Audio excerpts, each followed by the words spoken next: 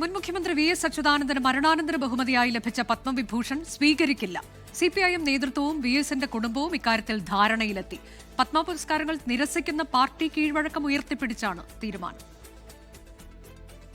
Republic ദിനത്തിന്റെ തലേന്നാണ് കേരളം കണ്ട ഏറ്റവും ജനകീയരായ കമ്മ്യൂണിസ്റ്റ് നേതാക്കളിൽ ഒരാളായ വി.എസ്. അച്യുതാനന്ദനെ പത്മവിഭൂഷൺ പുരസ്കാരം നൽകി ആദരിക്കുന്ന വിവരം പ്രഖ്യാപിച്ചത്. പുരസ്കാരത്തെ വി.എസിന്റെ കുടുംബം ആദ്യം സ്വാഗതം ചെയ്തിരുന്നു. ഇപ്പോൾ പാർട്ടി നിലപാടല്ലെന്ന് മനസ്സിലാക്കിയാണ് പത്മവിഭൂഷൺ സ്വീകരിക്കേണ്ടതില്ലെന്ന് തീരുമാനിച്ചത്. പുരസ്കാരം സ്വീകരിക്കുന്നതിൽ പാർട്ടി തീരുമാനത്തിനൊപ്പം നിൽക്കുമെന്ന് വി.എസിന്റെ മകൻ ഇന്നലെ പ്രതികരിച്ചിരുന്നു. CPM general secretary M.A. ബേബിയുമായി സംസാരിച്ച ശേഷമായിരുന്നു പ്രതികരണം. ജനങ്ങൾക്ക് വേണ്ടി നടത്തിയ രാഷ്ട്രീയ പ്രവർത്തനത്തെ അംഗീകാരമായി കണ്ട് പുരസ്കാരം സ്വീകരിക്കില്ല എന്നതാണ് CPM ലൈനെന്ന് നേതൃത്വം കുടുംബത്തെ അറിയിച്ചു. കുടുംബവും ഈ നിലപാട് അംഗീകരിക്കുകയായിരുന്നു. നേരത്തെ ജ്യോതി ബസുവിനും ഹർകിഷൻ സിംഗ് സുർജിത്തിനും ബുദ്ധദേവ് ഭട്ടാചാര്യയ്ക്കും പുരസ്കാരം ലഭിച്ചപ്പോഴും സ്വീകരിച്ചിരുന്നില്ല. വി.എസ്. ജീവിച്ചിരുന്നെങ്കിൽ അദ്ദേഹവും ഈ നിലപാട് തന്നെ സ്വീകരിക്കുമായിരുന്നുവെന്നും പാർട്ടി നേതൃത്വം ചൂണ്ടിക്കാട്ടുന്നു. പുരസ്കാരം തീരുമാനിച്ചവരും അറിയിച്ചപ്പോൾ നിലപാട് പറയാതിരുന്നത് എന്തുകൊണ്ടാണെന്ന ചോദ്യമുയർത്തി BJP നേതാക്കൾ പുതിയ തീരുമാനത്തെ വിമർശിക്കുന്നുണ്ട്. 24 തിരുവനന്തപുരം.